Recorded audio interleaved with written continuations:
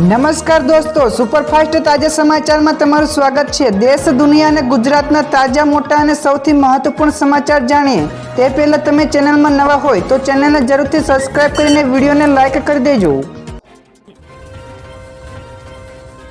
સૌથી પહેલા દોસ્તો આપણે વાત કરીએ તો આઈએમડી એટલે કે ભારતીય હવામાન વિભાગે 17 રાજ્યોમાં ભારે વરસાદનું એલર્ટ આપ્યું છે। જ્યાં દોસ્તો દેશના અનેક રાજ્યોમાં વરસાદ વરસી રહ્યો છે, તો હવામાન વિભાગે આજે 17 જેટલા રાજ્યોમાં ભારે વરસાદનું એલર્ટ જાહેર કર્યું છે।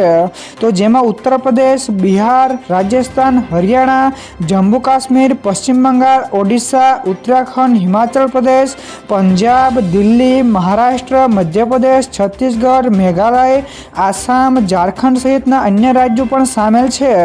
તો આગામી દિવસ દરમિયાન 80 થી 90 કિલોમીટર પ્રતિ કલાકની ઝડપે ભારે પવન પણ ફૂંકાવાની ચેતવણી જાહેર કરવામાં આવી છે।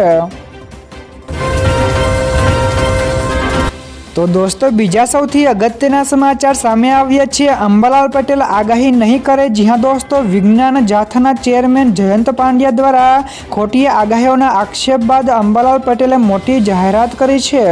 તો અંબાલાલ પટેલે જાહેરાત કરતા જણાવ્યું કે તેઓ આગામી સમયમાં કોઈ પણ પ્રકારની આગાહી કરશે નહીં।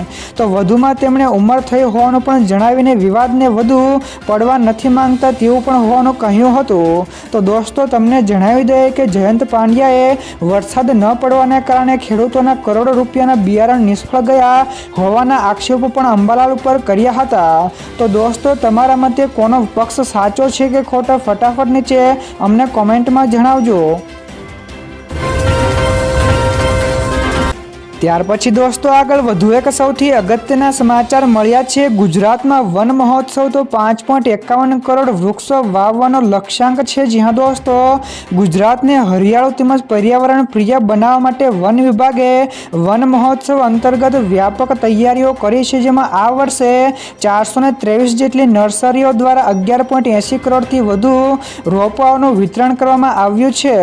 તો આ સાથે જ વન વિભાગે 74,453 હેક્ટર વિસ્તારમાં 5.51 કરોડથી વધારે વૃક્ષો વાવવાનો મહત્વાકાંક્ષી લક્ષ્યાંક નક્કી પણ કર્યો છે। તો આ અભિયાન રાજ્યને વધારે લીલુંછમ છાવવા માટેનું મહત્વપૂર્ણ પગલું છે। ત્યારબાદ દોસ્તો ફટાફટ આગળના બીજા સમાચારની વાત કરવામાં આવે તો ફરી એકવાર મહાયુદ્ધના ભણકારા છે। જ્યાં દોસ્તો યુએસ અને ઈરાન વચ્ચે વધતા તણાવ વચ્ચે રશિયાએ તેનું વિશેષ કમાન્ડ એરક્રાફ્ટ TU-214 PU તેહેરાન મોકલતા આંતરરાષ્ટ્રીય સ્તરે ચર્ચાઓ જાગી છે।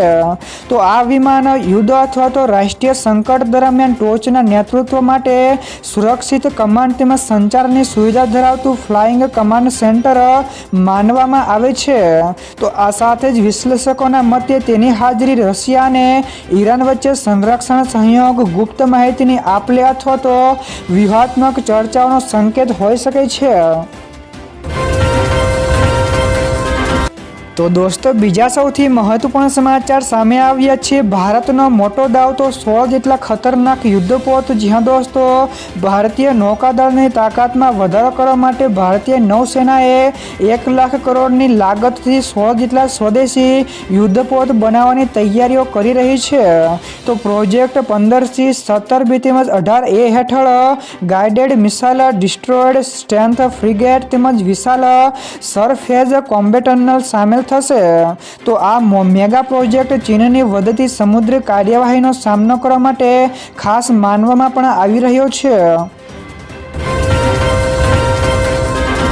તો દોસ્તો બીજા સૌથી મોટા સમાચાર સામે આવ્યા છે। ચિંતાજનક સમાચાર। જ્યાં દોસ્તો દેશના સામાન્ય લોકો માટે મોંઘવારીના મોરચે એક ચિંતાજનક સમાચાર મળી આવ્યા છે। જેમાં જૂન 2026માં રિટેલ મોંઘવારી દર વધીને 4.38% ઉપર પહોંચ્યો છે, જે મે મહિનામાં 3.93% હતો।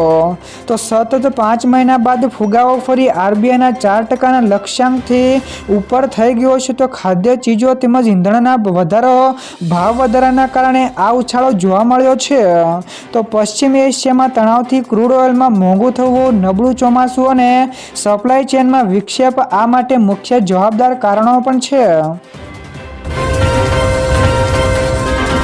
તો દોસ્તો ત્યાર પછી આગળ વધુ એક સૌથી મોટા સમાચાર મળ્યા છે। ભારતમાં 10 વર્ષમાં 94,000 કરતાં વધારે સરકારી શાળાઓ બંધ થઈ ગઈ છે। જ્યાં દોસ્તો નીતિ આયોગના રિપોર્ટ્સ અનુસાર ભારતમાં છેલ્લા 10 વર્ષમાં દરરોજ સરેરાશ 25 જેટલી સરકારી શાળાઓ બંધ થઈ છે। તો દેશમાં સરકારી શાળાઓની સંખ્યા 11.07 લાખથી ઘટીને 10.13 લાખ થઈ ગઈ છે। તો જ્યારે ખાનગી શાળાઓ 2.88 લાખથી વધીને 3.39 લાખ થઈ છે।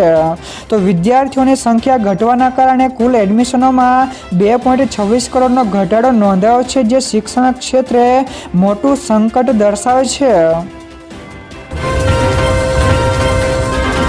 તો દોસ્તો બીજા સૌથી અગત્યના સમાચાર સામે આવ્યા છે। ફરી એકવાર વધી ગયા ભાવ। જ્યાં દોસ્તો અમેરિકા અને ઈરાન વચ્ચે ફરી એકવાર યુદ્ધ જેવી ભારે સ્થિતિ સર્જાતા આંતરરાષ્ટ્રીય બજારમાં કાચા તેલની કિંમતોમાં મોટો ઉછાળો આવ્યો છે। તો બ્રેન્ટ ક્રૂડ 3.3% વધીને $78.49 પ્રતિ બેરલ ઉપર પહોંચી ગયું છે।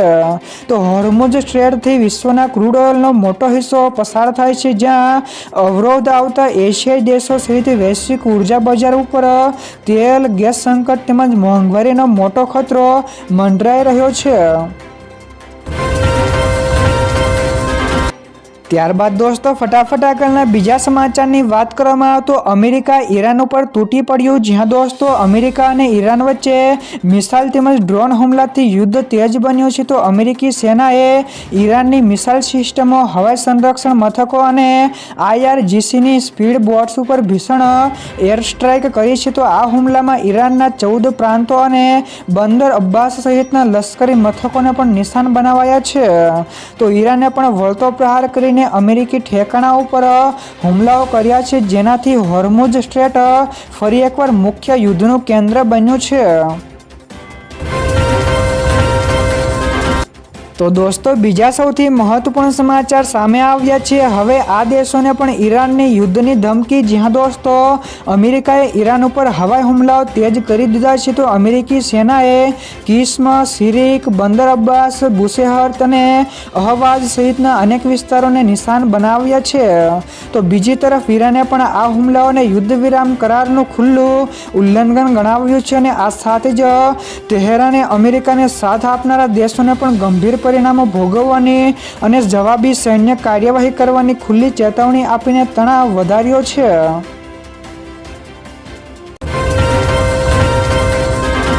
તો દોસ્તો બીજા સૌથી અગત્યના સમાચાર સામે આવ્યા છે। ખાનગી વાહનોના રજિસ્ટ્રેશન તેમજ ફિટનેસના નિયમો બદલાયા છે। જ્યાં દોસ્તો ગાંધીનગર વાહન વ્યવહાર કમિશનર કચેરીએ GSR 349E અંગે તમામ RTO તેમજ ARTOને માર્ગદર્શન આપ્યું છે।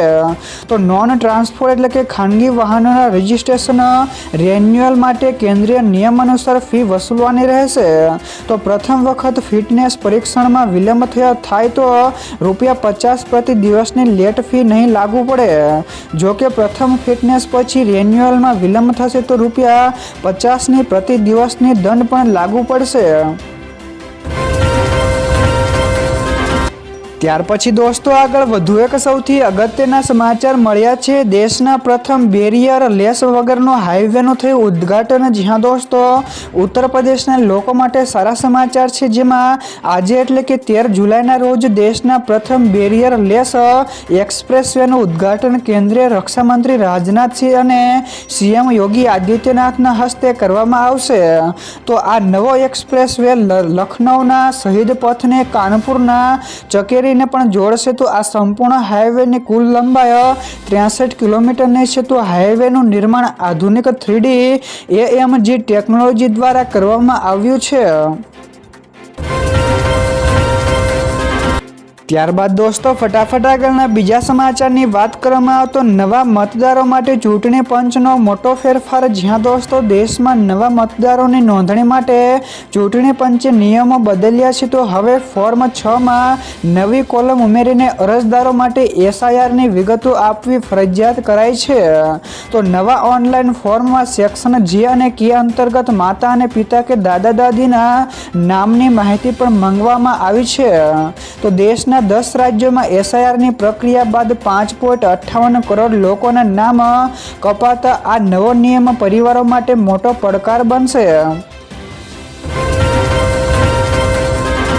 તો દોસ્તો ત્યાર પછી આગળ વધુ એક સૌથી મોટા સમાચાર મળ્યા છે પાવરફુલ પાસપોર્ટવાળા દેશોમાં ભારે ટેક્સ। જ્યાં દોસ્તો ગ્લોબલ પાસપોર્ટ ઇન્ડેક્સ 2026 અનુસાર દુનિયામાં વિઝા વિના મુસાફરી કરવાની આઝાદી ઘણી મોંઘી સાબિત થઈ રહી છે। તો વિશ્વના સૌથી શક્તિશાળી પાસપોર્ટ ધરાવતા સ્વીડન, ફિનલેન્ડ તેમજ ડેનમાર્ક જેવા દેશોના નાગરિકો 56 થી 57% સુધીનો સૌથી વધારે ટેક્સ ચૂકવે છે।